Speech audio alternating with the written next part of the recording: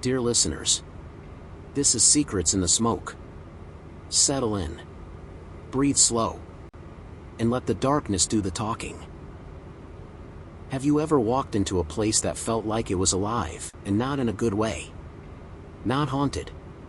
Not cursed. Just wrong. Like the walls were listening. Like the air had seen things. Like the building itself was holding its breath, waiting. Some places aren't built for people. They're built to feed on them. That's the best way I can explain what happened to me during the worst and last job I ever took. A night shift at a McDonald's that shouldn't exist, on the edge of nowhere. Utah. Right where the map turns vague and the roads forget they were ever used. Let me take you back to how it all began. I was broke. Proper broke. The kind of broke where your stomach growls louder than your phone's ringtone. My car had finally given up, coughing its last breath on a stretch of road with no cell service. Rent was overdue. My fridge held half a pickle and expired ketchup packets. Desperation was knocking, and I opened the door. That's when I found the Craigslist ad. Plain. Clinical. Almost robotic. Hiring night shift crew. Immediate start. No experience needed. No interview, no qualifications. Just show up. Red flag? Absolutely. But at the time, I would have scrubbed toilets blindfolded for a bag of chips and a gallon of gas. So I called. A man answered. Doug, he said, in a tone so flat and emotionless it made my spine twitch. He sounded like he was reading a bedtime story to a corpse. Come in tonight, Doug said. Midnight. We'll show you the ropes. I asked if there was an interview. He didn't even pause. Just show up. Wear black shoes. No logos. Click. That was it. No location confirmation. No name repeat. Just silence and that creeping feeling like I'd agreed to something bigger than I realized. Midnight came too fast. The McDonald's stood alone on the outskirts of town, where the streetlights stopped working and the highway coughed dust instead of cars. The sign out front flickered and buzzed like a dying firefly. The golden arches were half-lit, casting a jaundiced glow over an empty parking lot. I pulled in, heart thudding like a faulty engine. The building looked too still. Not closed, but not alive either.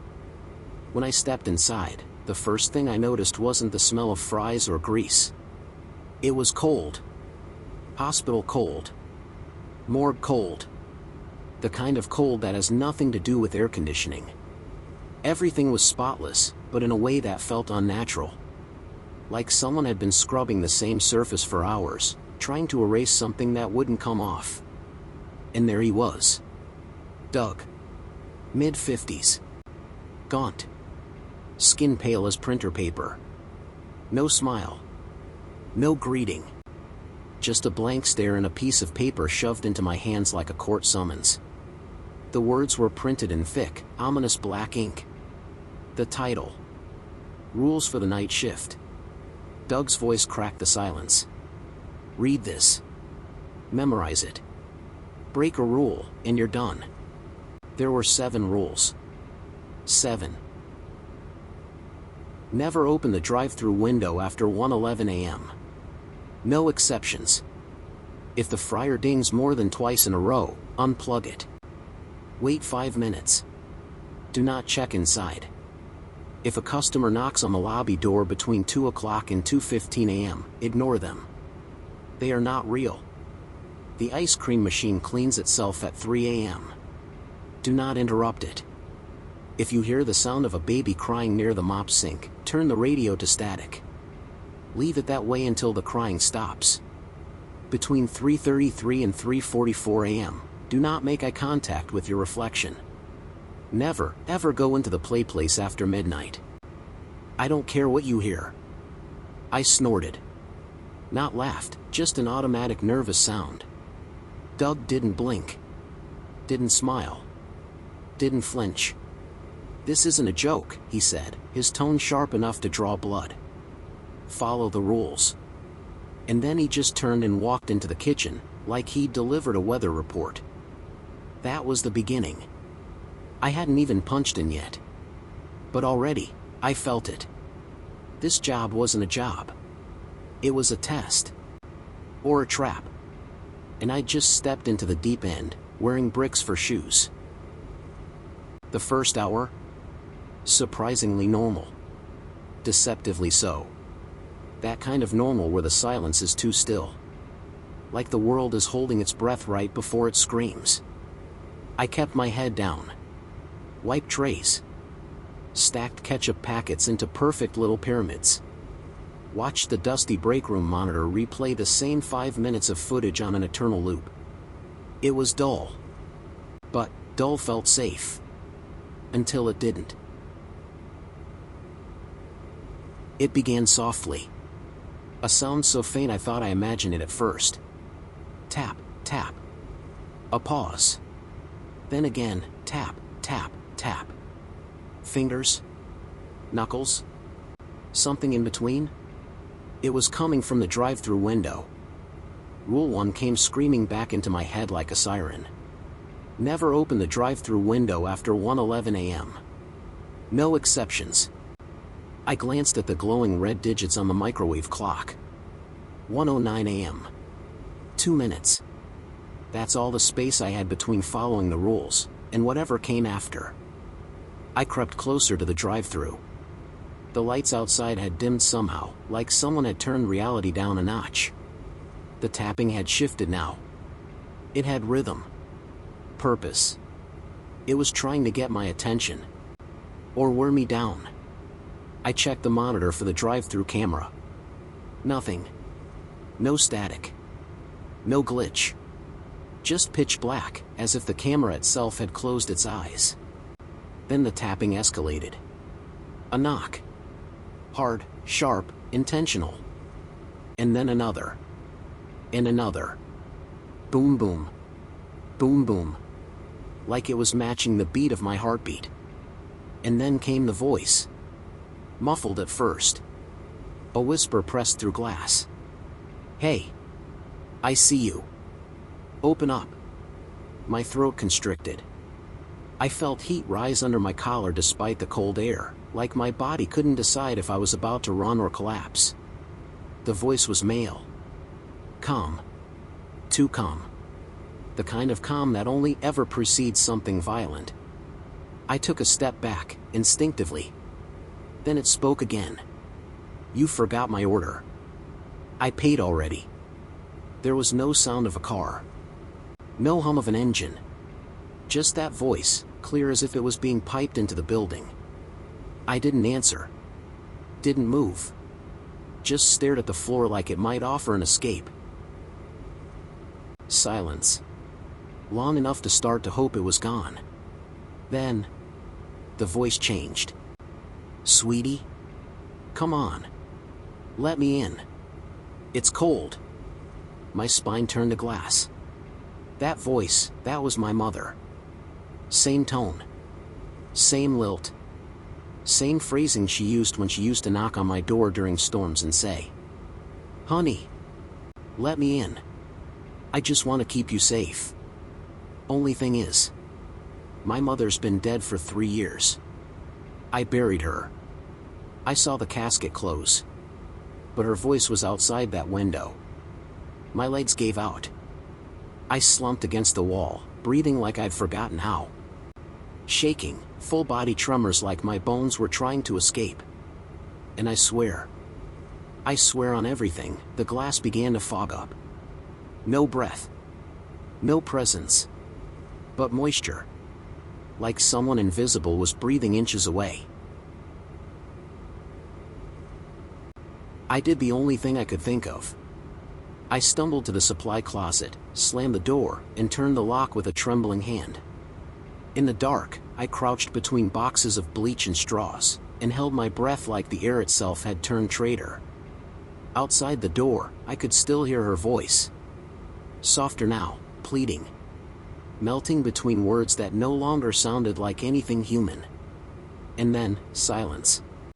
Not peace. Not quiet. just silence that sat too heavy. Like something was waiting. And that's when I knew the rules weren't warnings. They were survival guides. And I just passed my first test. But the shift wasn't over. And there were 6 more rules to go. If you've made it this far, you're a legend. If you're loving the story, hit subscribe. It helps the channel grow and lets me bring you even more awesome stories. Your support means everything. I emerged from the supply closet around 2 a.m., heart still hammering like a fist against a locked coffin. My legs felt like noodles. My throat was dry as bone dust. But the knocking had stopped. The voice pretending to be my mother had gone silent. So, I did what people always do when they don't know what else to do. I pretended everything was fine. I went back to work. I refilled the drink station. Wiped the counters for the 10th time. Tried not to glance at the drive-thru. I didn't check the clock. I didn't want to know. Then, knocking started suddenly. But this time, it came from the lobby door. The front of the restaurant, where no one should be. Where no one could be. It was supposed to be locked. I turned slowly, every part of me clenched with dread. A man was standing there. No, a figure. Human-shaped, but not right. He wore a hoodie that clung to him like wet skin, the fabric soaked and sagging, dripping something that wasn't rainwater. His face was pressed against the glass, smiling. But not smiling, stretching. Too wide. Too toothy. Like his mouth had forgotten where to stop. "Hey man," he said, voice bright and bubbly, like a sitcom character. "I forgot my wallet. You mind if I come back in real quick?" My feet refused to move. My brain screamed Rule 3. If a customer knocks on the lobby door between 2 o'clock and 2:15 a.m., ignore them. They are not real. I said nothing. Did nothing. His smile slipped. Just like that, gone. His head twitched once, then again. A glitch. A sudden, robotic jerk left, right, left again, like his spine had rewired mid-sentence. "You gonna leave me out here?" His voice cracked now, full of static and threat. "You can't just ignore me." I didn't answer. I bolted, straight to the bathroom, slamming the door and locking it like my life depended on it. Because it probably did. I curled into the corner between the sink and hand dryer, eyes on the door handle. Waiting, listening. Nothing. At 2:20, I crept out. The lobby was empty. No footprints. No water trail. No man. But something told me he hadn't left. He'd just backed off. For now. By 2:45, I was unraveling. My hands wouldn't stop trembling. My thoughts felt like tangled wires. I couldn't even pretend to focus, just stood staring at the fryer, mind blank, body braced. It hadn't made a sound all night. Then, ding. I jumped. Ding. Ding. 3 dings. Too many. If the fryer dings more than twice in a row, unplug it. Do not check inside. I didn't think. I moved on instinct, lunged toward the plug, yanked it out with shaking fingers, and backed away like the fryer might explode or sprout legs. The smell hit me first. Not fries. Not grease. It was burnt oil, scorched meat, and something worse. Something human. Like hair singed off a body, or flesh left to rot in the sun. I gagged. Covered my mouth. Stared at the unplugged fryer, waiting for it to move. It didn't. 5 minutes passed in agonizing slowness. Eventually, I plugged it back in. Nothing happened. The smell faded, but not all the way. It clung to the air, stubborn and rotten. I was starting to understand now. These weren't just rules. They were lifelines. And the hands tugging on the other end? They weren't human. Then the clock struck 3 a.m. The moment it did, the ice cream machine let out a sound like a dying animal crossed with a dying engine. A mechanical groan. Lights blinked on, too bright, too sudden, casting pale green shadows across the floor. It began to hum and hiss, like it had something alive inside it struggling to break out.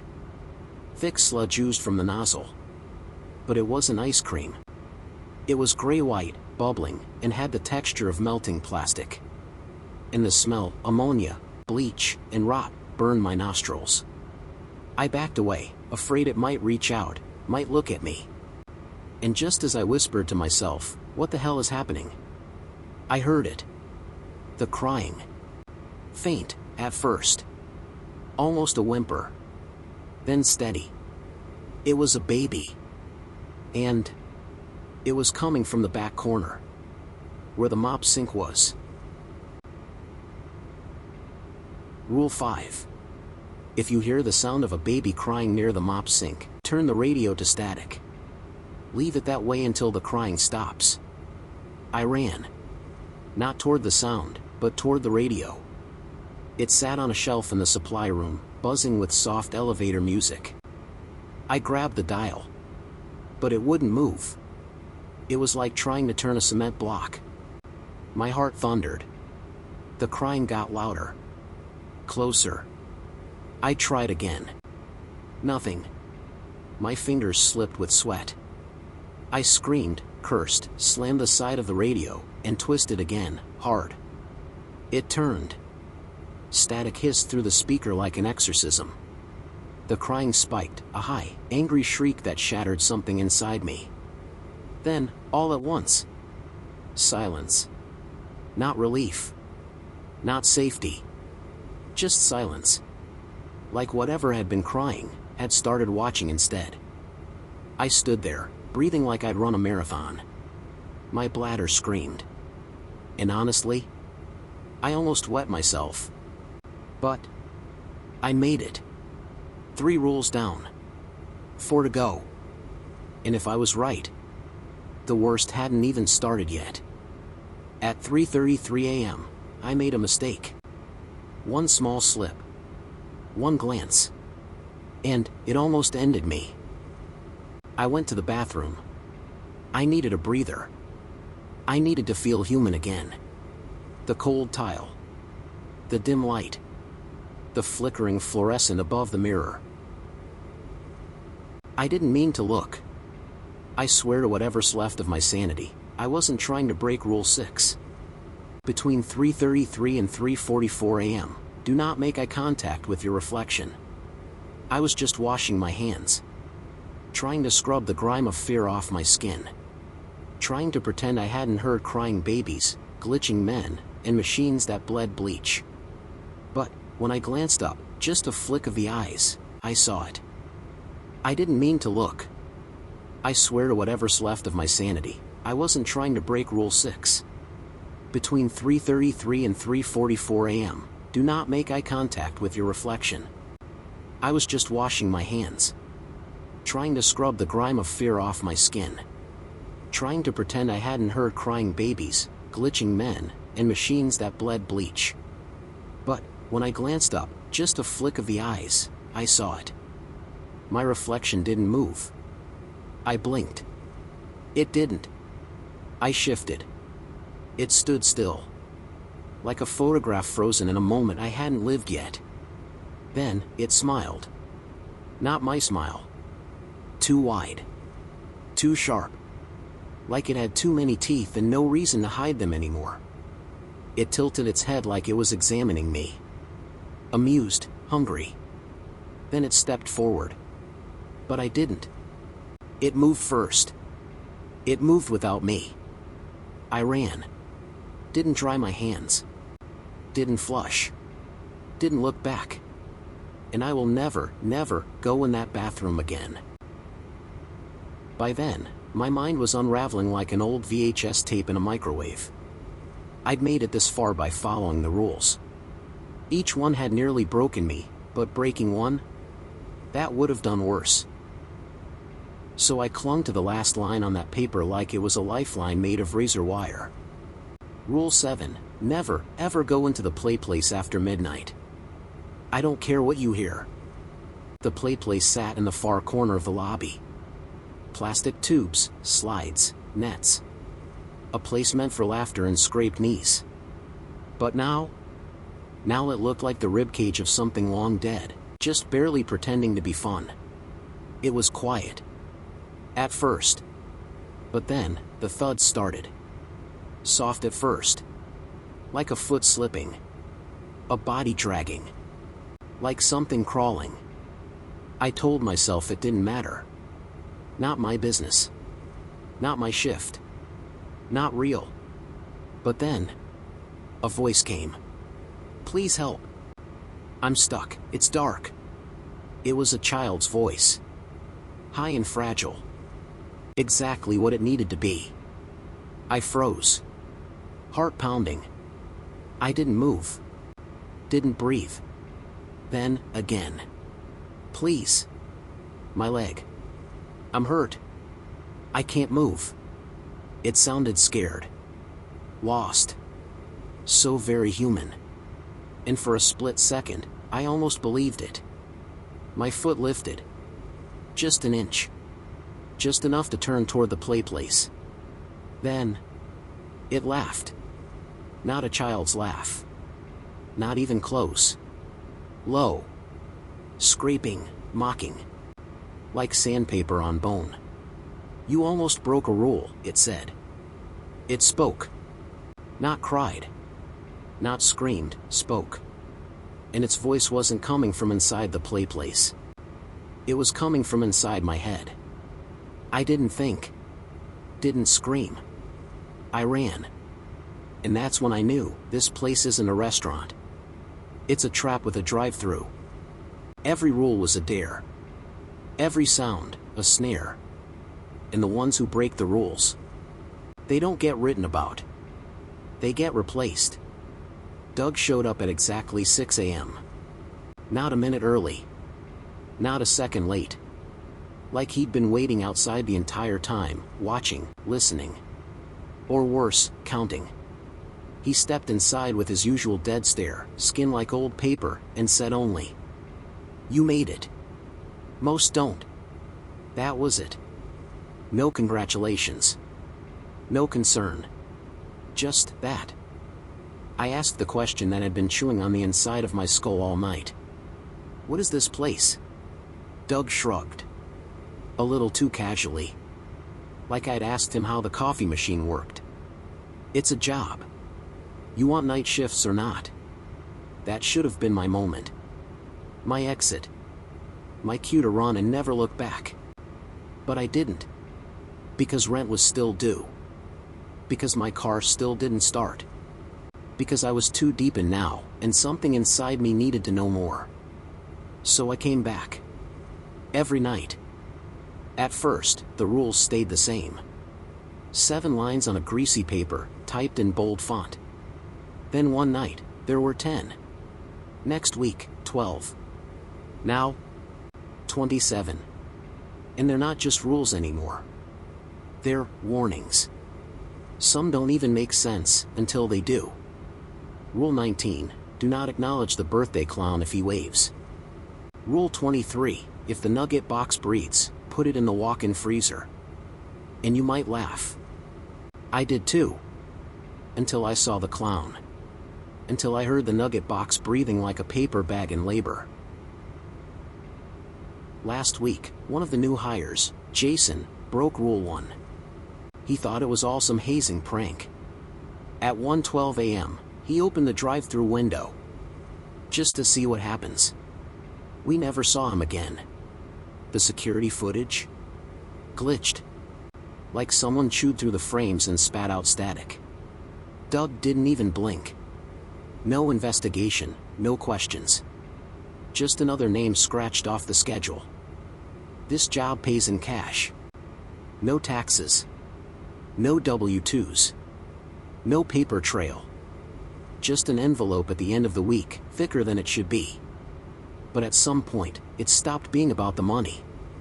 Now I stay because I have to know. What is this place? Why the rules?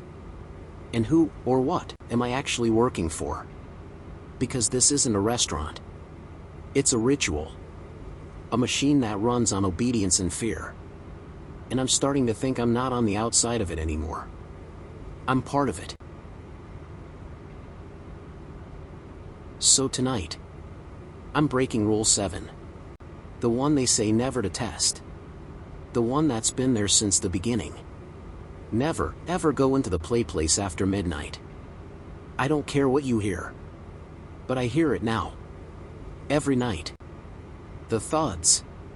The whispers. The laughter. That doesn't belong to any living child. And I think it wants me to come in. Or maybe, it's daring me not to. I don't expect to clock out. I don't expect to walk out. But I have to know. So I'm taking a flashlight, a radio tuned to static, and one final copy of the rules. I'm going in. Into the plastic tunnels. Into the dark. Into the mouth of whatever this place really is. Wish me luck.